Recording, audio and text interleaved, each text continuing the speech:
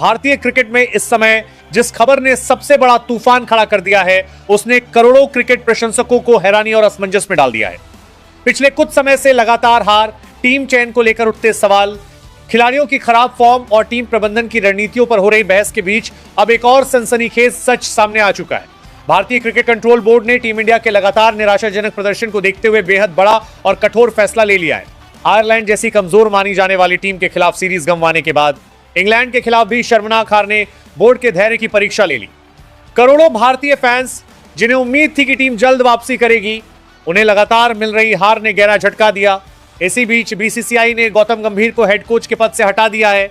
बात पूरी तरह साफ हो गई कि टीम के मुख्य कोच गौतम गंभीर का भविष्य खतरे में पड़ चुका है और बोर्ड अब बदलाव कर चुका है। इसी फैसले ने भारतीय क्रिकेट के माहौल को पूरी तरह गर्म कर दिया है।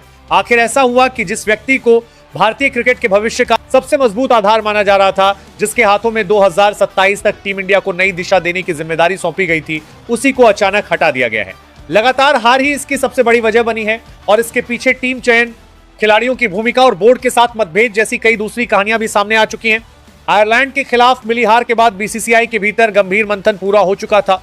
शुरुआत में इसे एक सामान्य खराब प्रदर्शन माना गया, लेकिन जब इंग्लैंड के खिलाफ भी भारतीय टीम उम्मीदों पर खरी नहीं उतर सकी, तब बोर्ड के कई वरिष्ठ अधिकारियों ने टीम की कार्यशैली पर सवाल उठाते हुए यह कदम उठा लिया। करोड़ों भारतीय प्रशंसकों का गुस्सा सोशल मीडिया पर साफ दिखाई देने लगा। हर तरफ यही चर्चा थी कि आखिर इतनी मजबूत टीम लगातार गलतियां क्यों दोहरा रही है, क्यों बल्लेबाजी बार बार दबाव में बिखर रही है, क्यों गेंदबाजी में वह धार नजर नहीं आ रही जो कभी भारतीय टीम की पहचान हुआ करती थी, और सबसे बड़ा सवाल, क्या टीम प्रबंधन सही दिशा में काम कर रहा है।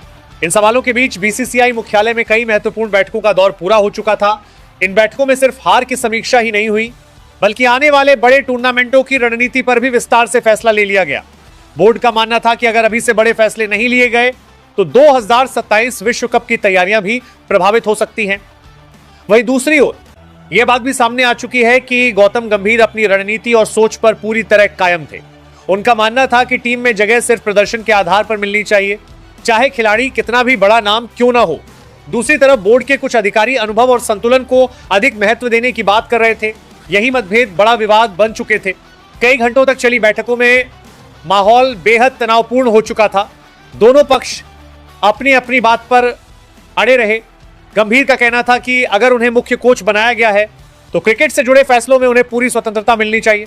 वहीं बोर्ड चाहता था कि कुछ फैसलों में सामूहिक सहमति बनाई जाए। लगातार हार के दबाव ने इस बहस को और भी गंभीर बना दिया। आखिरकार बोर्ड ने टीम प्रबंधन में यह बड़ा बदलाव पूरी तरह से कर दिया है। इस फैसले ने पूरे क्रिकेट जगत में हलचल मचा दी है। लगातार हार के बाद जवाबदेही तय होना स्वाभाविक हो चुका है, जबकि कई पूर्व खिलाड़ी और प्रशंसक मानते हैं कि किसी भी कोच को अपनी योजनाओं पर काम करने के लिए पर्याप्त समय मिलना चाहिए था।